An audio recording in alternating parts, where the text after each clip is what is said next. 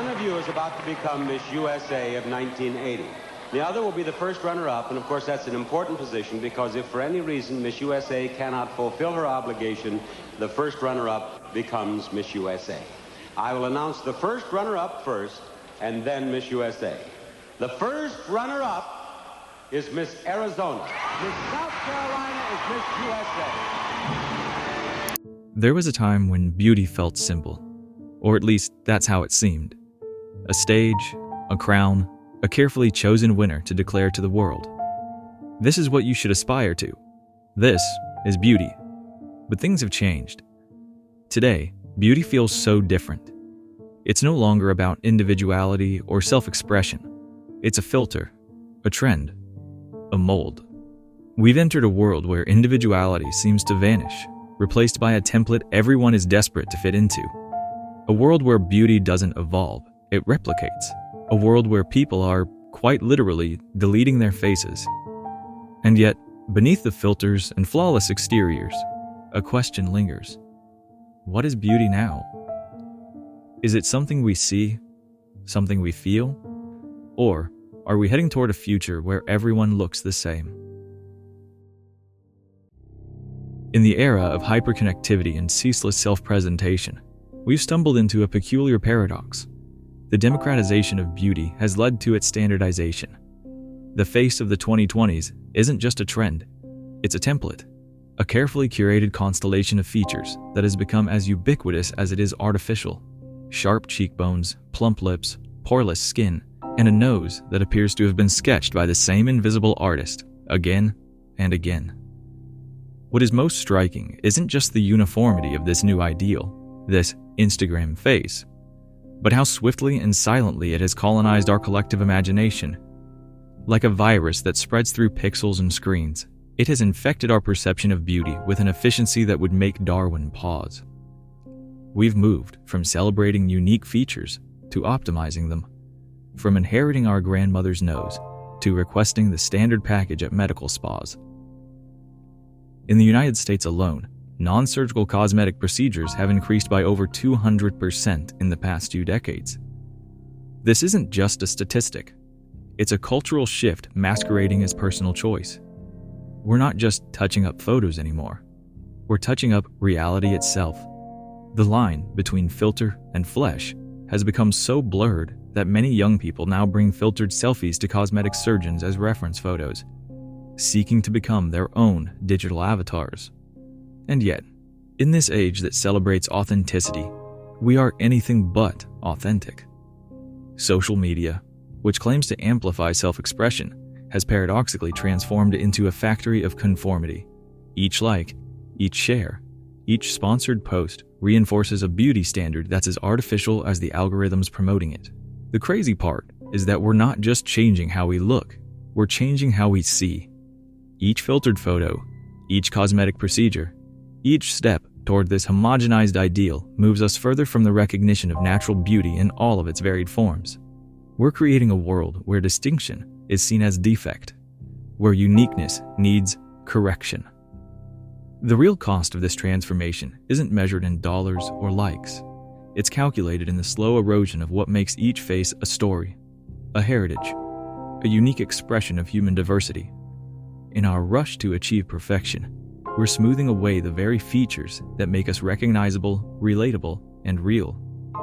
At its core, this isn't just a conversation about aesthetics. It's a conversation about power. Who profits from a world where individuality is commodified and standardized? What becomes of a society where uniqueness is a liability to be corrected, not a strength to be celebrated? We are not merely chasing beauty.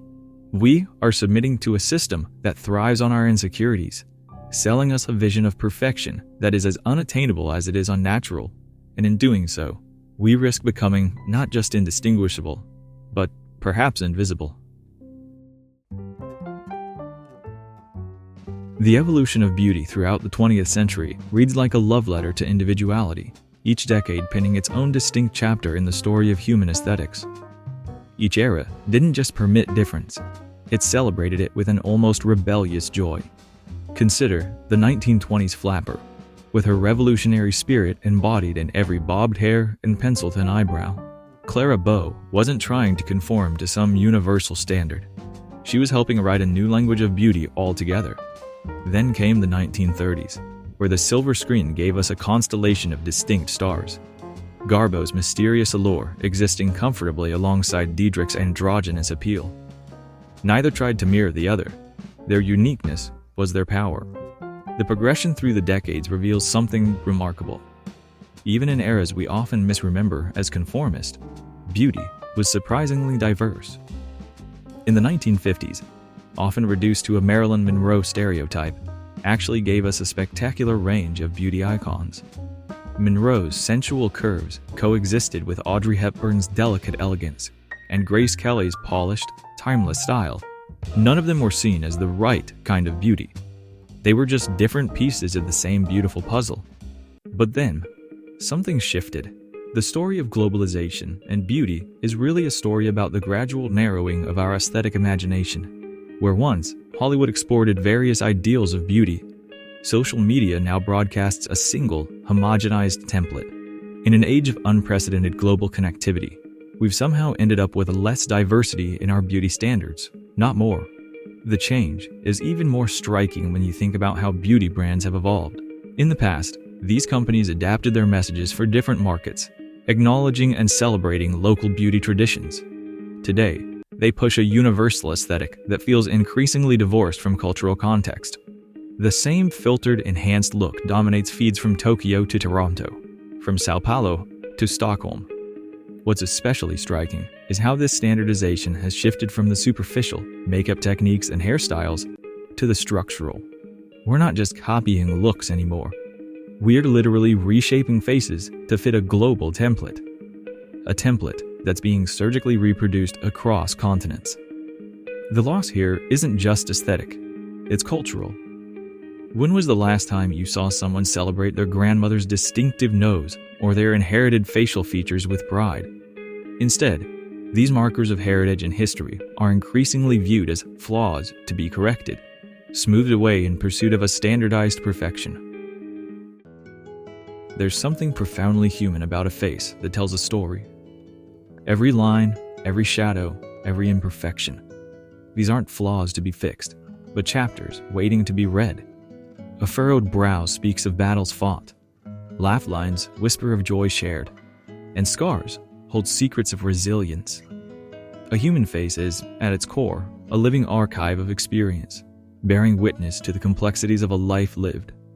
But in a world obsessed with curation and control, we're erasing those stories. The modern face isn't lived in, it's engineered. Filters and fillers smooth away not just wrinkles, but the evidence of time itself, leaving behind a surface so polished it reflects nothing of substance. This sanitized ideal of beauty tells no story because it's afraid of the truth. It's afraid to show the humanity we all share, the struggles, the growth, the moments that shape who we are. What's fascinating is how different cultures and eras have viewed faces as more than just a reflection of beauty. In ancient China, the practice of face reading treated the face as a map of character and destiny. A wide forehead symbolized intelligence, deep-set eyes, emotional depth.